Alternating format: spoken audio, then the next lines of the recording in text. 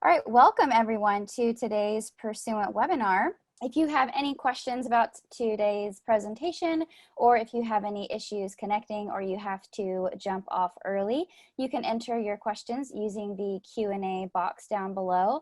And as a quick reminder, we will be sharing out the recording of today's webinar within 24 hours. So if you were not able to stay for the entire time, or you had someone else who wanted to join but they got stuck in a meeting, no worries, we'll be sharing that recording out afterwards. A quick reminder as well before we get to introducing our speakers, that in 2 weeks from today, we will be launching our Giving Outlook 2020 webinar.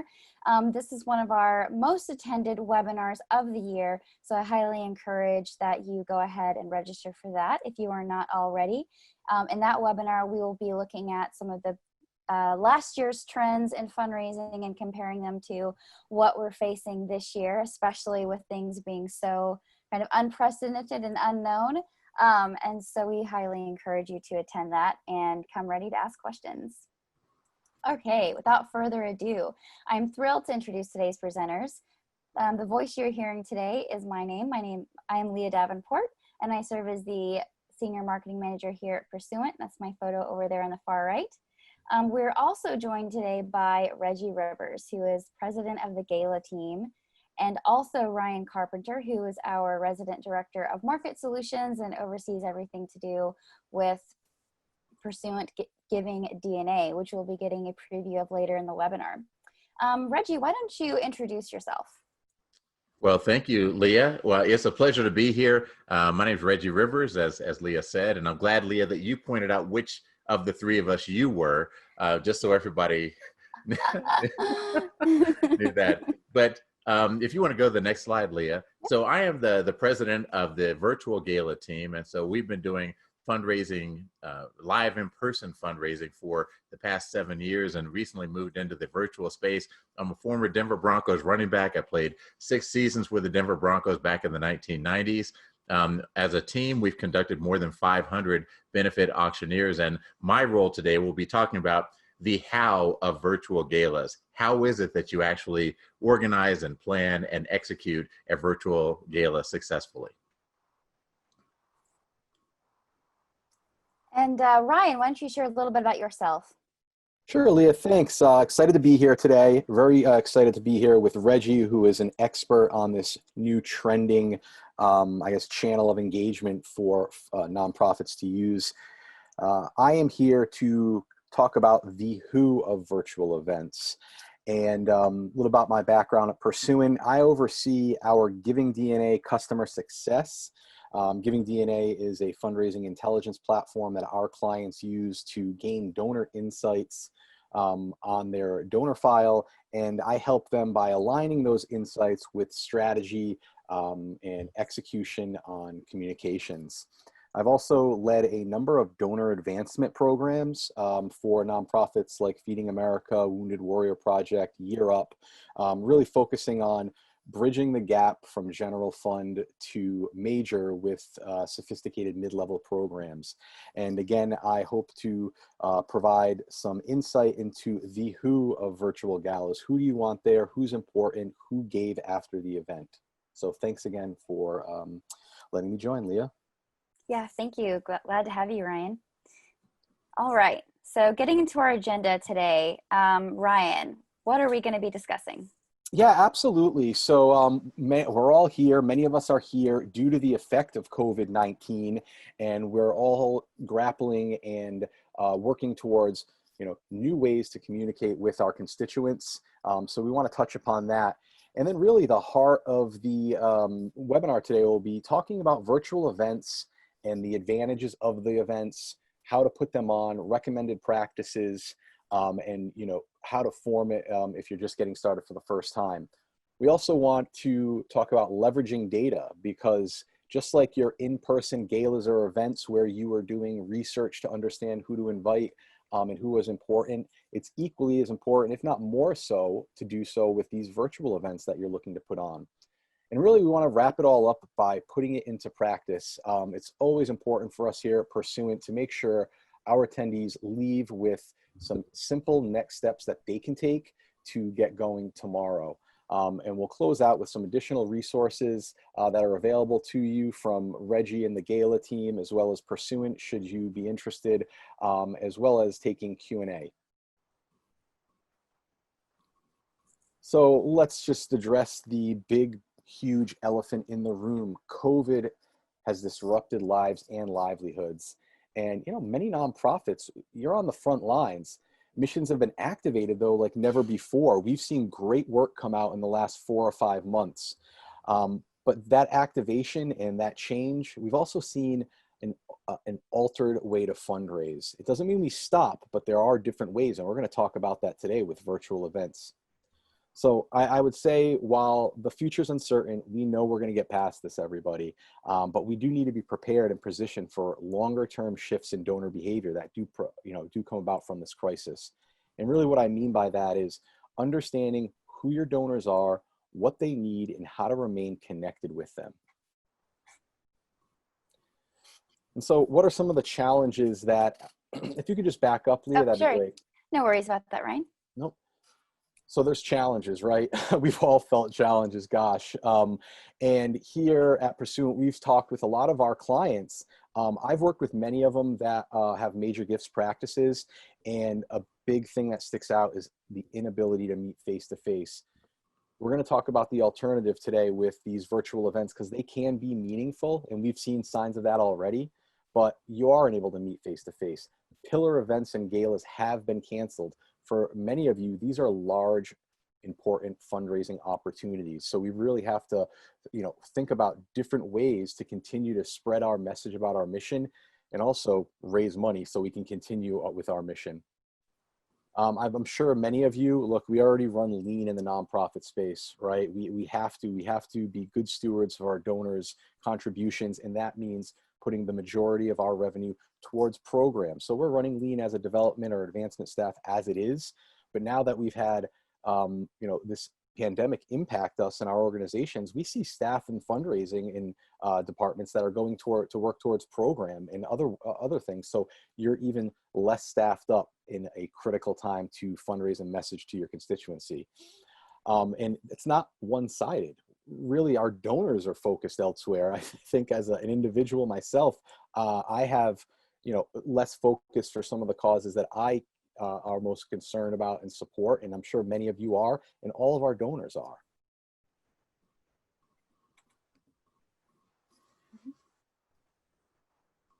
I don't think I have to convince anybody, but galas and events are very important. We know this. And why though? Well, face-to-face allows you to intimately connect with your most valuable supporters. And really that in-person setting provides them with an immersive experience of your mission where all their senses are impacted, right? They're there in person, they're seeing, smelling, touching. It's really powerful. The audience also really, you have their near full attention, if not full attention, and that allows you to amplify your mission. And so with that, you can really speak to what your purpose is. You're probably going to bring in individuals that were helped by your mission. You'll honor them, or they'll share their personal stories. That is powerful messaging. And that all results in raising significant funds to further your mission. And so with that said, I'd like to bring back Reggie and talk about how he and his colleagues at the Gala team have pivoted over the last 4 months. Thank you, Ryan. And so we, just to give everybody an update, we had never done a virtual gala before 2020. And on March 12th, we lost our first 2 events to the coronavirus, and we discovered we're going to lose one on the 13th and one on the 14th. And so go ahead to hit next, Leah. And so Kenzie Crow, who's our lead gala consultant, she suggested that we become the virtual gala team. So 3 days later, Talene Weeks, our marketing manager, updated our logo to become the virtual gala team. We launched a website, and we, on the next day, March 19th, we discovered that all of our March, April, and May events were off the calendar, just gone. On the 24th, Denver issued a stay-at-home order, so this situation got a little bit more serious. But that was also the day that we recorded a podcast with Pursuant about doing virtual galas. 3 days later, that podcast was broadcast. On the 29th, we did our first mock virtual gala to show our clients what it would look like. We did a second mock virtual gala on the 30th. And then on the 31st, we started talking about to our nonprofit clients about going virtual. And so then April 15th, we booked our first virtual event with a new client. It was the Winnetka Historical Society in Chicago. They weren't one of our existing clients that we converted to virtual. They were brand new. They had found us on the internet and said, we want to do a virtual gala. And so then a few days after that, we did our first actual virtual event with Denver Academy. Then we did the Cleveland Clinic, who was one of our existing clients, said, hey, that looks good. We want to go virtual as well. And so that's on the calendar. We did our second virtual event with Life for the Innocent. Then the next day, we did another one with St. Mary's Academy. Toward the end of May, we did 6 more virtual galas. The first was There With Care, then Project PAVE, then Littleton Public Schools Foundation, Heart and Hand Center, Adaptive Adventures, and Bloom Our Youth. And now through the end of the year, we have, that says 26 more virtual galas. It's actually, since we made the slide last week, it's now 38 additional virtual galas on our calendar. And so we've successfully pivoted from doing in-person events into doing virtual events. And what we've discovered is that it works, that people do tune into these virtual events. People do understand what your mission is and what your giving proposition is, and your need for support, and they will support you. Most of the events that we've done have raised more money in this virtual setting than they did in the previous year's in-person setting. And so that's been really encouraging to all of the nonprofits that we've been working with, that this stuff actually does work. Yeah. Reggie, that's great. And I think what we want to talk about now is really the advantages. You touched on it. You said, many of these organizations are raising more money. And that to me is very interesting, because I'm sure a few of us on this webinar are questioning how that can be. But I'd love to talk a little bit more about the advantages that you're seeing. Sure, absolutely. Let's go to the next slide, Leah. And so I think the advantage is, if we start off at the top, your logistical burden is lighter. That, you might not know anything about doing virtual events, but you know a lot about doing events, and you've been doing it for years. Well, you've been dealing with valet companies, the venue, the caterer, the AV team, the herding of the people through the various places, the check-in, check-out, the silent auction, all of that you've been dealing with, and it's very complex and complicated. And you're doing a virtual gala is much less complicated than that. It's just newer, but the logistical burden is lighter. The appointment is much easier for your guests to keep. They don't have to go get their hair and nails done. They don't have to go shopping for what to wear. They don't have to leave their house in time and deal with traffic and deal with parking and do all of that. It's easier for them to keep. The downside is also easier for them to not keep. It's easier for them to forget or give up on your event. So that's a double-edged sword. You can have a much larger audience. Oh, let's keep it on the Sorry about that slide, please. No problem. You can have a much larger audience because if you think about your typical in-person event in a ballroom, you've got 500 people, 700 people coming, and it's an exclusive event. It's invitation only. The people who show up are on your list. You have a seating chart, and everyone's going to go in. The rest of the people who support you, most of them aren't even invited to your annual gala. Most of them aren't aware of what happens at your annual gala. Now you have the opportunity to have a much larger audience. You can invite everyone who's made a donation to you in the past 5 years, everyone who's expressed interest in you, and using social media like Facebook Live, you can really amplify the messaging and get a much larger audience in. You're going to have a much tighter program.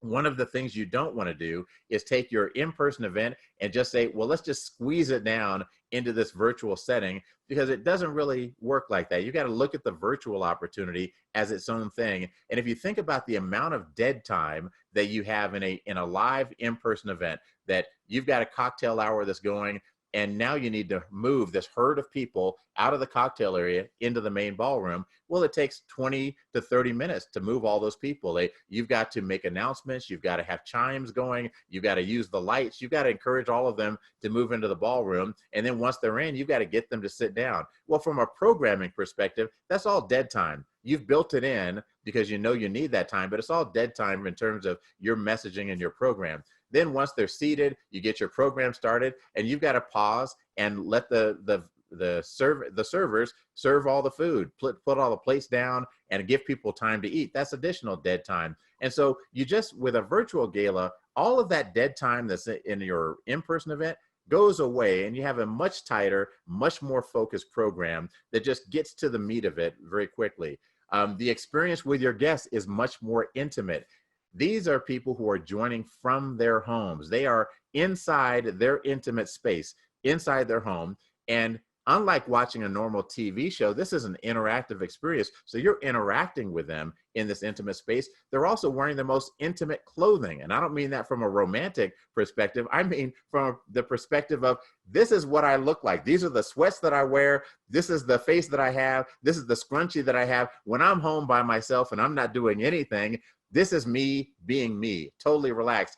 And so we don't often get a chance as nonprofits to talk to people who are in that intimate space and in that intimate mindset. And I think it's an opportunity to really connect with them in a different way.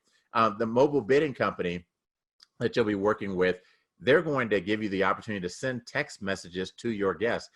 Under normal circumstances, you probably send direct mail, you probably send emails, but you probably don't send that many text messages to your guests. But because of mobile bidding, everyone registers on the mobile bidding platform, and now your mobile bidding company can be part of your communication strategy, so that a day before, or during the week before rather, there's reminders going out about your silent auction and about the event itself. But on the night of the event, that you're sending out text messages, say, hey, we're 1 hour away from our event. Hey, our event's starting in 15 minutes.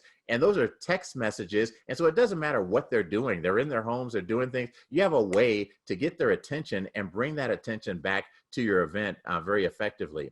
The next item on this list, lower standards.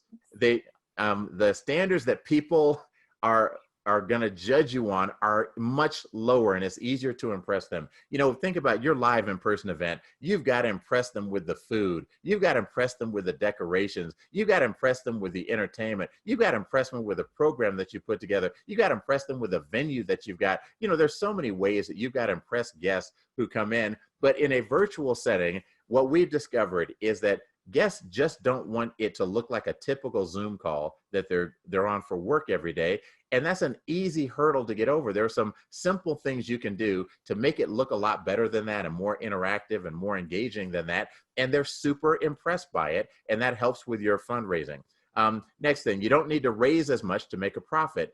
Your costs are significantly lower doing a virtual gala. You don't have to pay for a venue. You're not having to pay for catering. You probably do want to use an AV team and a production company if you can, but there's so many fewer expenses. And so you don't need to raise as much to make a profit. But ironically, what we've been seeing is that the groups that we're working with are raising more dollar for dollar on the top end than they raised the previous year.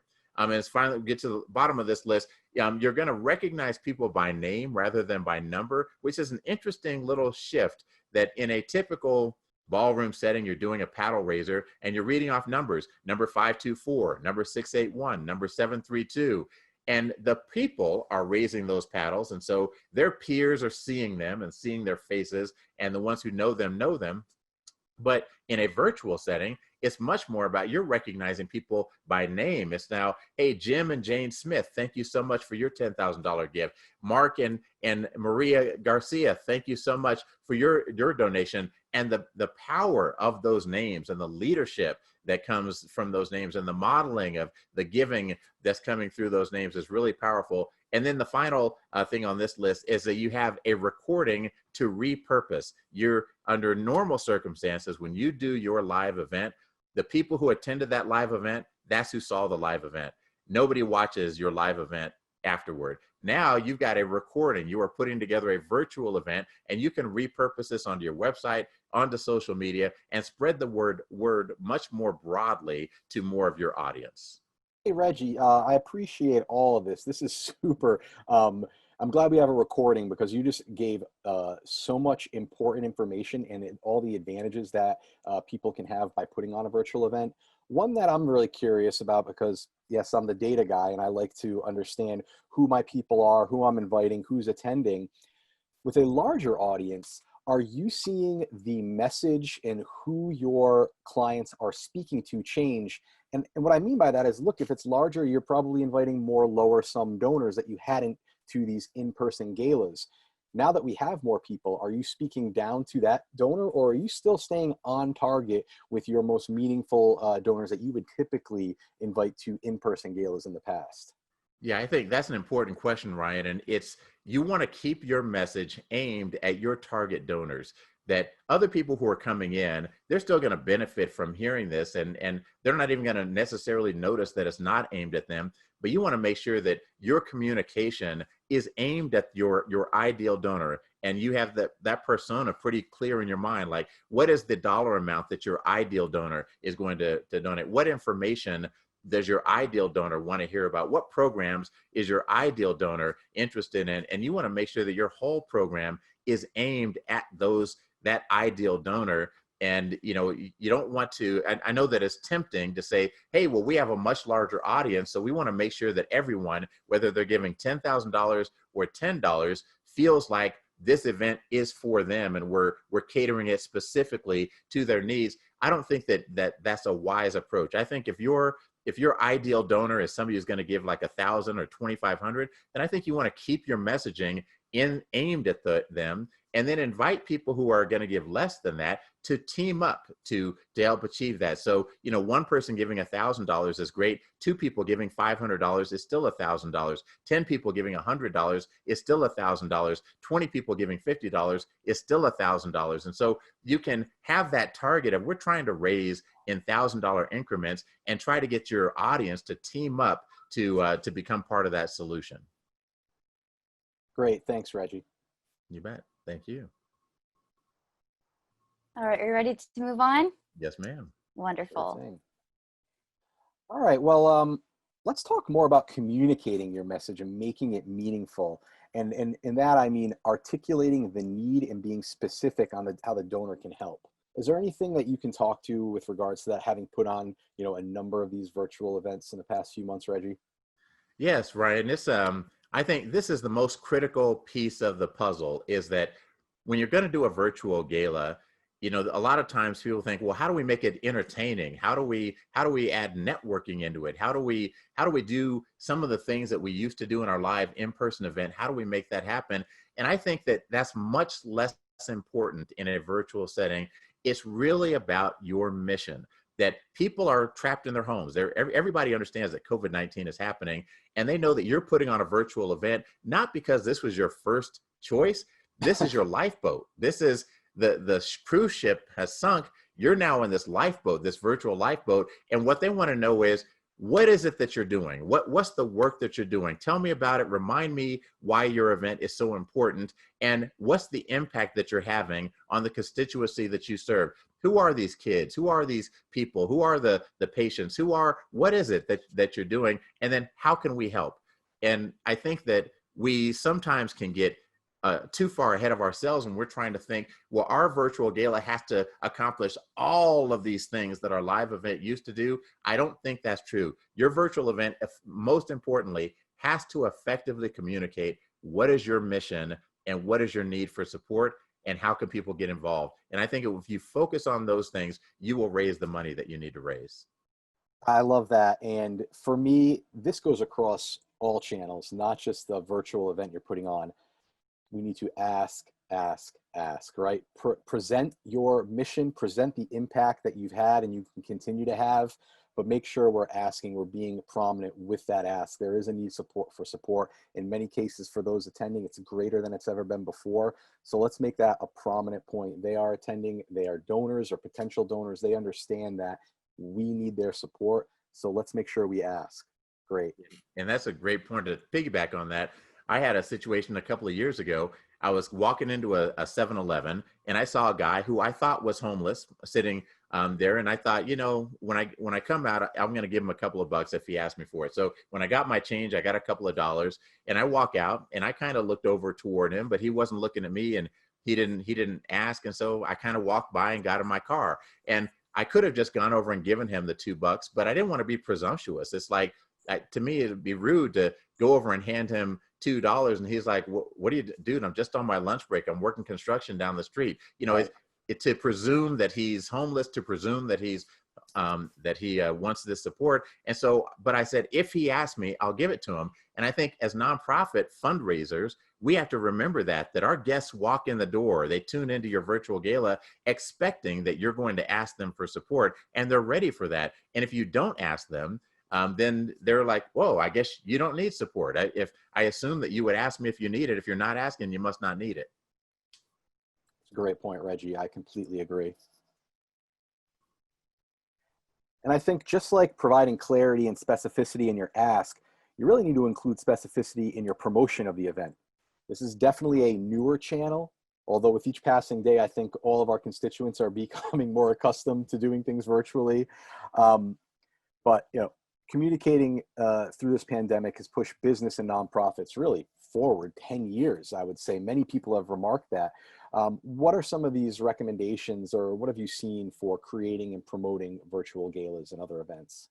Yeah, I think you want to utilize all of your channels, your digital and analog channels. You have some of your donors that they really are responsive to direct mail, and that's really all that the way that you communicate to them. Well, great. You want to make sure that they're through direct mail, you're letting them know about your virtual gala and how they can get involved with that. There are, some you're going to communicate by email, some you're going to communicate with over social media, some are going to require a personal phone call. Depends on, I think you have to communicate this through all of your channels to let people know we're going virtual and then what that means. And you want to have the simplest destination that you can. Where can they find your virtual gala? And so if you think about like a Zoom call, the link, you can just click on it and that's handy. But if you're sending that out in printed form, it just looks so intimidating with all of those symbols and numbers and letters, and it's just this really long link. It doesn't look like a simple destination. It doesn't look like something someone could just type in. If you're pushing your event to Facebook Live, then you get a simple destination. It's typically facebook.com/ the name of your organization, which is very simple. Or maybe you're pushing the broadcast onto a branded web page on your website. So now the location is just go to our website, which is the name of your organization.com. That's a very simple destination. I think you want to find a way to have the simplest destination that you can so that when you're communicating in all these different channels, it's really easy to put the URL on there and it's not an intimidating URL. Yeah, I would think even something like driving them to the home page and then linking from there to Zoom to register, something along those lines. So to your point, the intimidation of a 100-character Zoom invite may prevent people from crossing that barrier. But if you drive them to your home page and then they can click at the top, you have an option to join there. That may lower some of the barriers. Now, I'm curious, having held numerous galas over the past 4 months, are you seeing more comfort from attendees? Are you seeing greater attendance? Because I know in my life, I'm certainly seeing that with personal engagements and then just through work, some of the meetings we've had.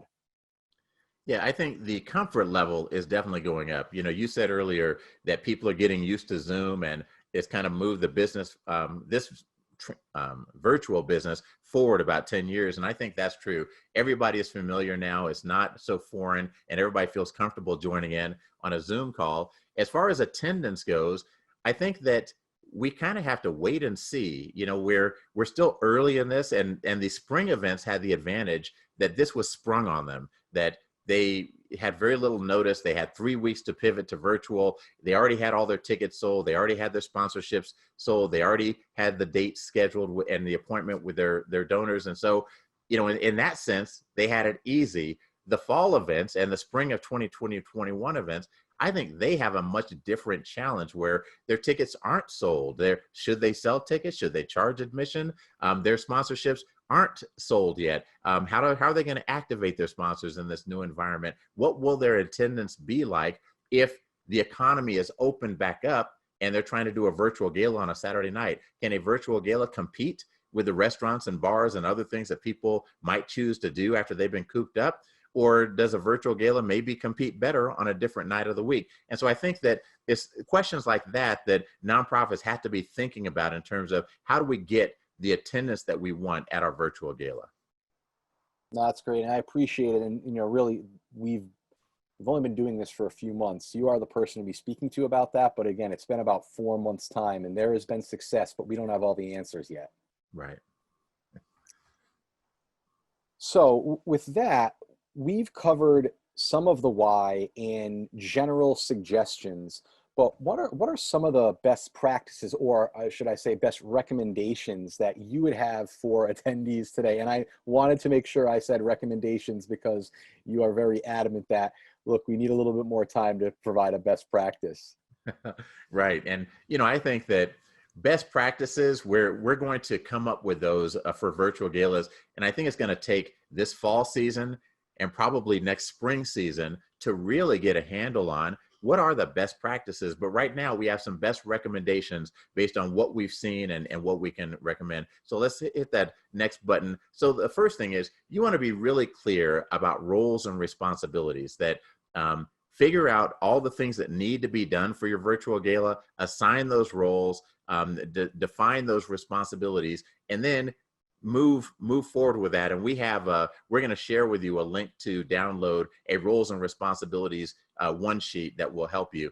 Go ahead, Leah, to the next point. And then you want to develop a prep schedule. Now, as I said earlier, you guys are professionals at planning live in-person events, and you manage an enormous amount of details in many different lanes. So this won't be as hard as that, but it's new to you, and so it will feel hard. But just get a prep schedule that, hey, we want to have this done by that date, this done by that date. We're going to have this meeting on this date, and we're going to do, and then stick to that schedule, because you want to make sure that you're building the confidence of everyone who's involved with that you guys are on time and you're gonna get everything done before your event is ready to go. Next, please. You want to have a pre-roll and a post-roll PowerPoint presentation. And so what I mean by that is before your event begins, let's say that you're scheduled to start at 7 p.m. on a Friday night. Well, what do we do in Zoom calls in our business life? If we have a call and it's scheduled for 2 p.m., what time do we log on? At 2 p.m. or 2:01 or 2:03. And we don't want that for our virtual gala. So we want people to log in early, 10 to 15 minutes early. So 30 minutes before the start time, you want to have a pre-roll PowerPoint that starts running, and you're broadcasting live, and it's scrolling with music, and each slide stays up for about 10 seconds, but you're welcoming people, you're giving them instructions on how to register to bid, you are asking them, you have a slide that says, hey, are you hearing music? Are your speakers working? You're giving them a number that they can contact for tech support if they need it. You're sharing your sponsors. You're letting them know who's going to be a special guest. So you have this running beforehand, and you encourage people to join in. And so that creates a soft opening for your event. And then at the end of your event, if you've ever been on a Zoom call where the host hangs up before everybody else hangs up, and the host says, hey, thanks for being here. We appreciate you. Click. It is like somebody slammed the phone down in your face, and it's very rude. And so our very first virtual gala, that's what we did. We didn't know. We said, thanks everybody, appreciate your generosity, click.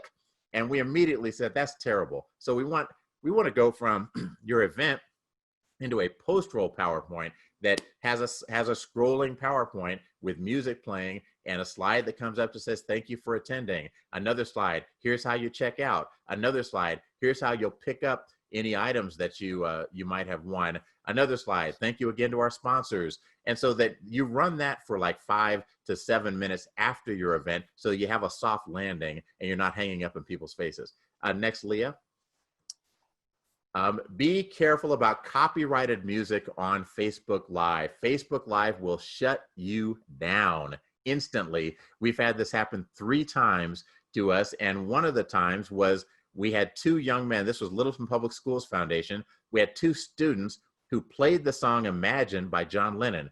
One was on a piano, the other was on a cello, but we thought because it was a performance that they had recorded themselves, we were okay. Nope, Facebook's algorithm recognized the song and shut down our Facebook Live. You know, fortunately, every time this has happened, we were able to quickly reconnect, and within 2 minutes we were back on. But there's a solution to this Facebook music problem. It's called Facebook Sound Collection, and if you use that's their music that they own. If you use that, they're guaranteeing they're never going to shut down your Facebook Live broadcast. Next one, Leah, please. And finally, I mentioned this a little bit earlier, you might want to consider a Tuesday, Wednesday, or Thursday night for your gala. And I say that only because Friday and Saturday night has always been event night during the gala season.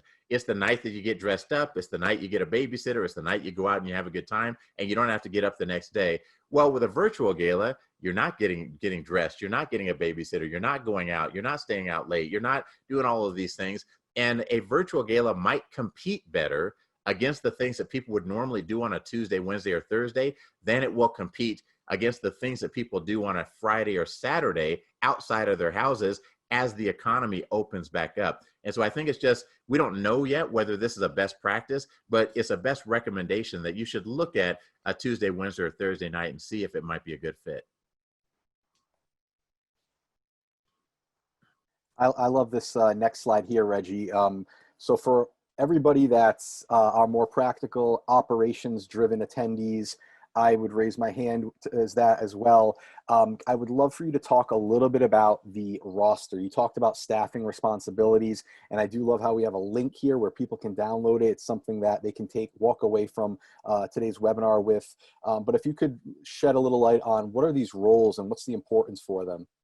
Sure. And when you go to that page, it'll also, each of these, I think each of these roles might be identified. I'm not positive. Let me explain it here. So the event captain, that's the person who's in charge of everything, who's going to be making the key decisions that go along. And so whoever that is, it might be you if you're listening to this broadcast, if you're the executive director or the development director or the event planner, you might be the event captain.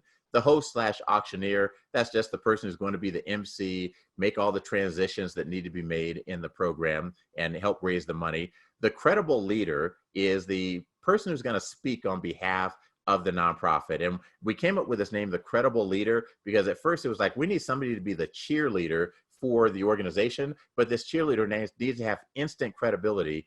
Our virtual gala is shorter than a regular gala. We don't need to waste time building up somebody's credibility. What if it was just somebody, as soon as people saw them, heard their name, heard their title, they had instant credibility and they could speak on behalf of the nonprofit? That's what your credible leader needs to be. The content manager is going to be the person who runs your PowerPoint presentations, plays your videos, handles all of that sharing of the screen. The chat promoter, and you want to have 2 of these. These are the people who are going to engage with your guests through chat, and they're going to, you have 2 chat promoters, one who's kind of more social and one who's a little bit more business minded. The social one is just welcoming people. Hey, Jan and Steve, so great to see you guys. Hey, the Smith family is here. So glad you guys are here. And they're just engaging and reacting and having a conversation. The other chat promoter is doing more business, like posting that here's the link to register if you need to get registered. Here's a reminder about the closing of our silent auction. Here's if you have any technical problems, here's a number you can call. And so you want to be communicating that way. Social media manager is a person who's going to be, you want to encourage your guests to respond to you in some way, to take pictures of themselves watching your gala, take pictures of themselves with a prop, maybe that you mailed out to everybody, take pictures of themselves in costume if you have a theme to your event, take pictures of whatever it is, and send those pictures in to your social media manager, who then during your event at several times can share some of those photos and be a little bit more interactive. Mobile bidding. To do a virtual gala, you will want to contract with a mobile bidding company. There are great ones, and we can recommend some if you need to know. And then tech support. You want to have a couple of people who are be available to respond to emails and phone calls about tech support, and not super technical tech support. It's going to be questions like, hey, I can't find the broadcast. I'm on your Facebook page, but where do I actually see the broadcast? Or, hey, my speakers aren't working, and helping people to find their volume knob on their computer. So it's not like super detailed tech support, but you definitely want to have a couple of people available to answer questions. Yeah, that's great, Reggie. And just touching on the mobile bidding, we will in a few slides get more into some of the tech partners that you are going to want to bring in to kick off a virtual event. So for those wondering, we will have options for you to consider. And so at this point, I think it's important to get into the who of the event. It's an area I love to discuss and work on. And, you know, there's a big opportunity because as Reggie had mentioned, you have the ability to invite a larger audience. And so I think just like you've done in the past for in-person galas, which, you know, I've been part of, you want to research and uncover insights for those at virtual events, who to invite and who is important. So with that larger audience, it doesn't mean that you don't want to be targeting the right people. You want people that are comfortable online, that have an interest through identified affinity, certainly that are most valuable. They may have not given to your cause at a high level, but if you can uncover that they have an affinity to support your type of organization while also having a high level of capacity, those are people that you want to include. And it also allows you to understand who to focus on, who's your target audience. Like Reggie said at the top, you're going to expand your audience, but that doesn't mean the message should change. So you want to gain a line of sight of your most valuable contributors, and so understand what's important to them. And on the right here, you see a few different charts. This comes from our Giving DNA platform, and our clients that have been putting on virtual events are using this information to understand who are the right people to invite, those that have an affinity to support their causes, those that have a preference to engage digitally, also those that have capacity, and those that are philanthropic at the highest levels. Because again, you don't have to rely solely on the giving on your database. There are additional insights available to you, whether using something like Giving DNA or many other data insight providers that are available. And I think it's important to really take advantage of this information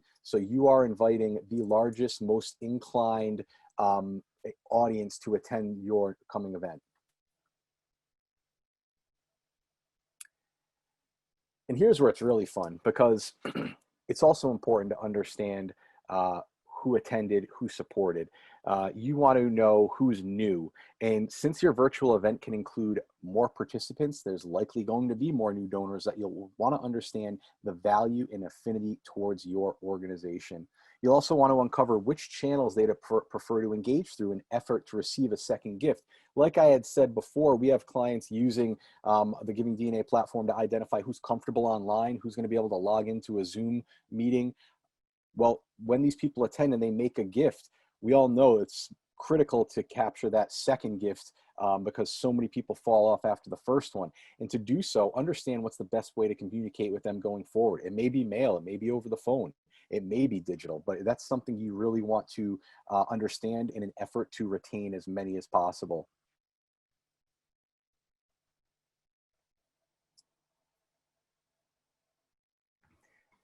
So Reggie, we've talked a lot about best practices and staff assignments need to be put to put on a great event. Can you tell us a little bit about the tech needed to put on an event?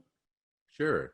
Of course, you're going to need a platform, and we've chosen to go with Zoom because Zoom is an elephant, and we're all pivoting into this new territory, and there are a lot of other great softwares out there. There's WebEx, there's Skype, there's StreamYard, there's Webinar Ninja, there's all kinds of opportunities out there. But we decided to stick with Zoom because a lot of people are using Zoom, and Zoom is an elephant in the room or in the industry. And so when you're riding on the elephant, it feels a little bit safer. We could get on some smaller opportunities. They might be donkeys, and they're more nimble, and they can go more places, and they can do more things. But a donkey also is more vulnerable. Like we're alone on that donkey. On the elephant, we got a bunch of other people who are with us, but on that donkey, we're alone, and we got to worry about if anything goes down. So that's why we've recommended using Zoom. And then we pushed to Facebook Live There are challenges with being on Facebook Live and some risks associated, but the upside of Facebook Live is so enormous that we feel like it's worth taking the challenge. We've had one group who was expecting about 250 people to log in. They ended up with 1,500 people through Facebook Live and raised a lot more money than they expected. And then after the event, they boosted their post and they raised an extra $30,000 the next week from people who watched the broadcast and donated. So it's important to figure out what virtual event platform you want to be in. Mobile bidding partners, there's a bunch of companies, great companies. There's One Cause, there's GiftSmart, there's ClickBid, there's HandBid, there's many great partners out there, but you want to get a mobile bidding partner and work with them to handle all of the donations that are going to be coming in.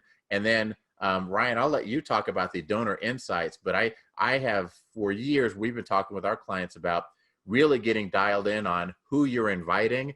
And then that follow-up piece is so important to understand how to stay in touch with those people who made contributions to you.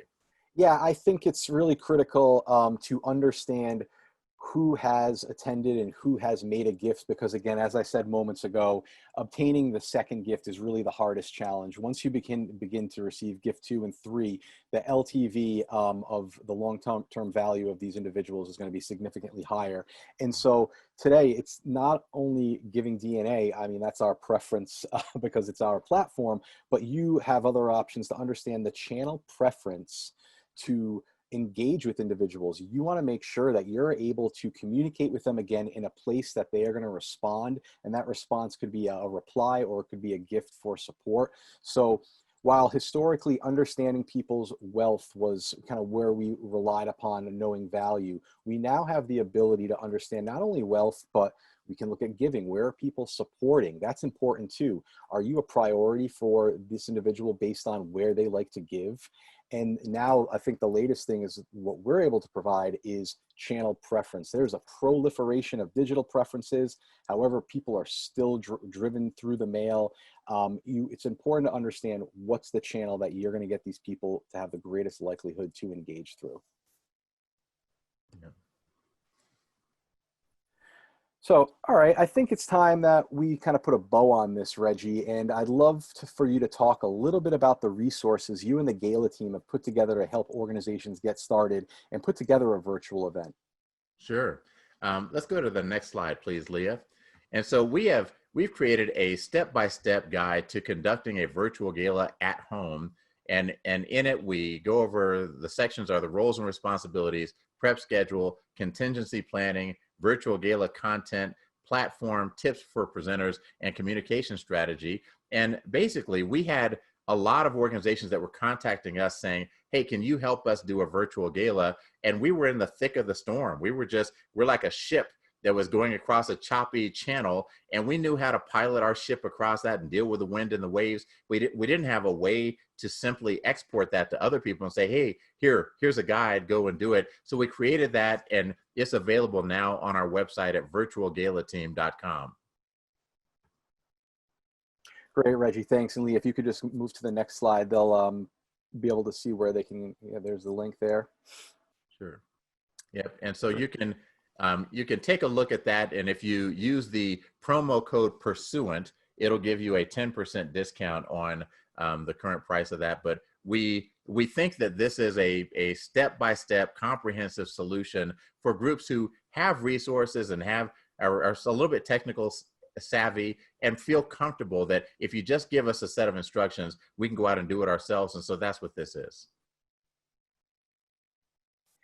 And for those of you that are interested in gaining donor insights to help you understand who to invite and then understand who gave to you after your event, you can reach out to us at Pursuant, and you can schedule time for a demo on our homepage to check out the Giving DNA platform if you'd like, pursuant.com/givingdna-platform. Leah, there we go. We have some time for Q&A. Hi, this is Debbie. I'm going to jump right in. Thank you. Oh my gosh, I have so many questions. I don't know where to start. So a lot of questions around corporate sponsors. So don't know if you want to talk to that or if that's in your toolkit. But how do you change the narrative around corporate sponsors?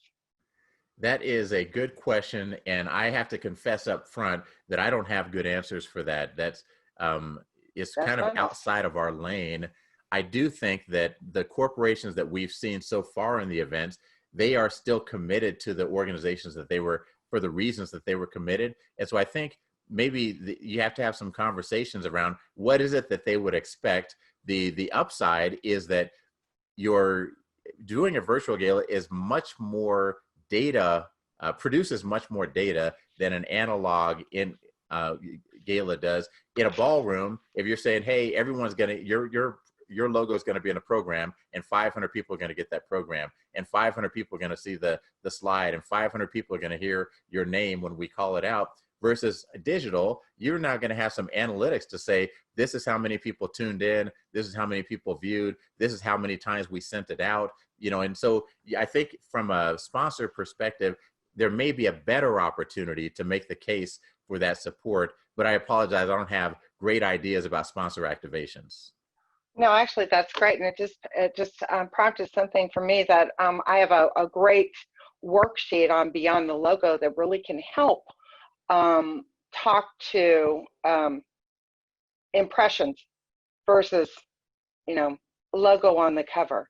Right. Okay, a couple kind of logistics. How many, from your experience, and understand that this is all kind of new, how many register versus how many log in? That is, I actually don't know the answer to that question, but I do know that the groups that we've worked with, the attendance has been about what they were expecting. There have been 2 or 3 that the attendance was much lower than they expected, but for the most part, if they were expecting 250 or 300 people to log in, that's about what they got logged in. I don't know the actual details of like how many registered versus how many actually logged in. Have you seen a trend or a best practice or kind of a standardization on the number of donors that you should have at these events? What's the optimal number?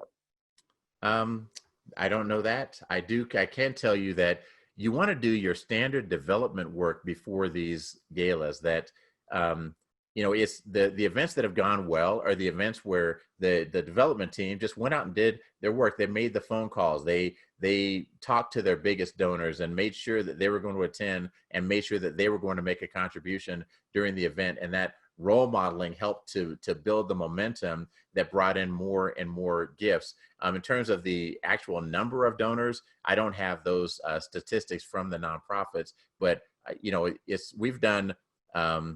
I'd say that 90% of the events that we've done so far, they have exceeded last year's gross number in their fundraising. Thank you. Yeah, and I just want to touch on that before, Debbie, you move to the next one. I think it's important to begin with whom you would have invited to an in-person gala or event. Those are your strongest supporters, they're most committed, your most valuable. Make sure they are being invited personally, or as you would have done in past years.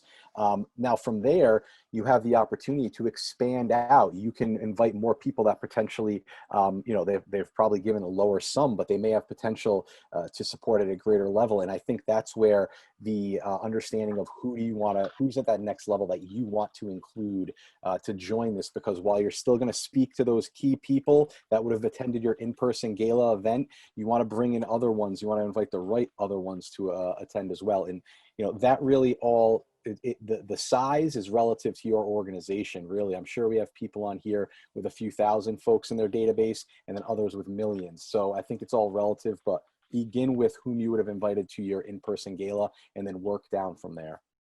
Yeah.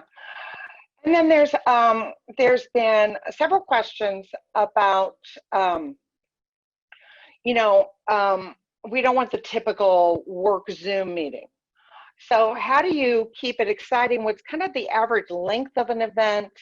And is there a program? So, yeah. Yeah.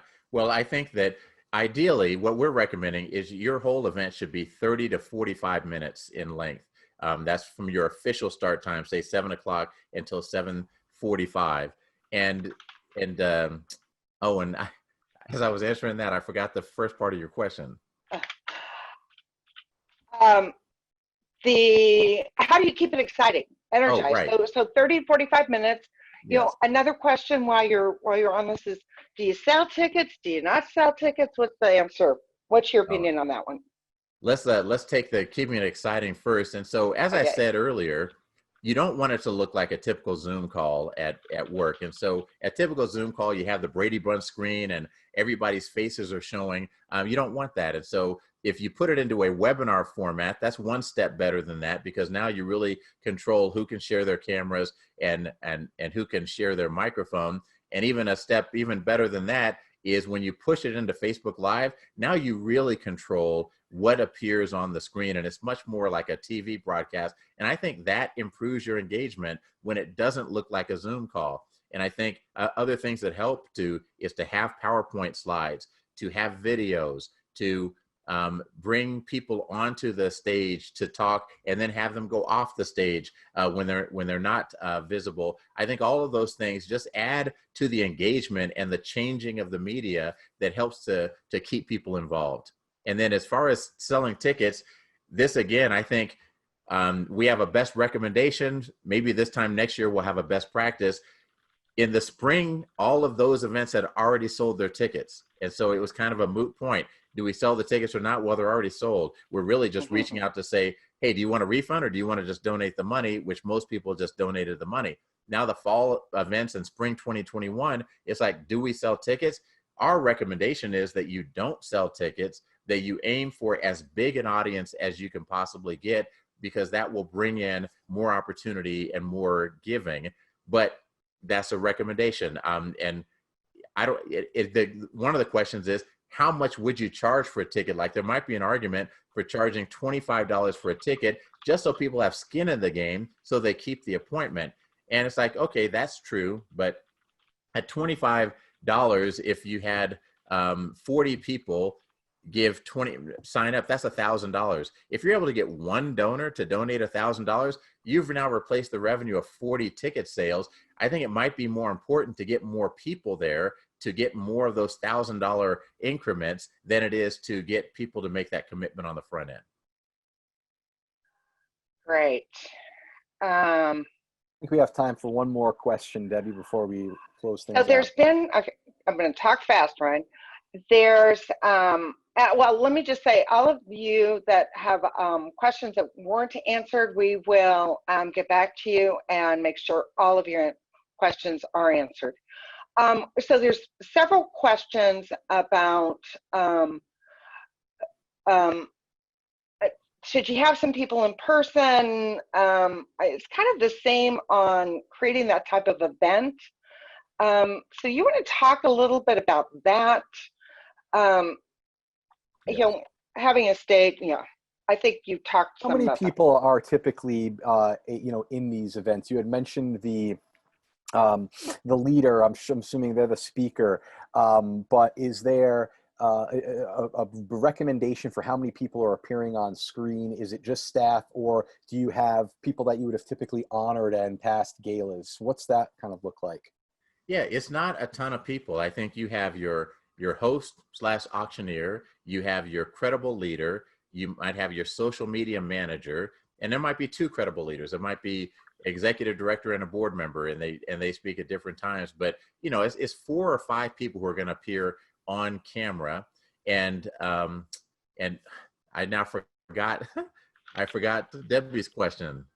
Oh, no, it was sort of the same, on the same thing. Is, do you, can you have a mix of live, like Oh, the right. executive director and somebody's there, Gotcha. and then everything else is, PowerPoint behind them, streaming. I think people are trying to think how to be creative. Yeah, and I think the best possible event would be to do what we call a virtual gala in a studio, which on our website at virtualgalateam.com, we have a couple of examples of that, where you're in a production studio and you're doing your event. It's like the Tonight Show, and you're doing your event with cameras and lights. That's like really great. And then if you could have a small audience, if social distancing rules in your area will allow you to have a small group of people, there's a lot of energy that comes from that, and it makes it feel very much like your normal event. So that would be ideal, but we're kind of expecting that for a while it's going to be this virtual gala at home where everyone's on their own computer, everyone's broadcasting from their own homes. But if you can get together, that's ideal. Okay, great. I said we are out of time. Okay. Leah chiming in back here.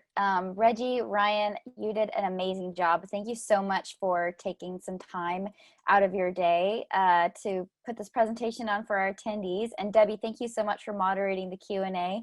You did a great job. And as a reminder, we will be sending out the recording of this presentation in 24 hours. So if you didn't get your, and also if you didn't get your question answered, we will be following up with you. Once again, thank you for taking some time out of your busy day to join us, and we hope that you have a great rest of your day.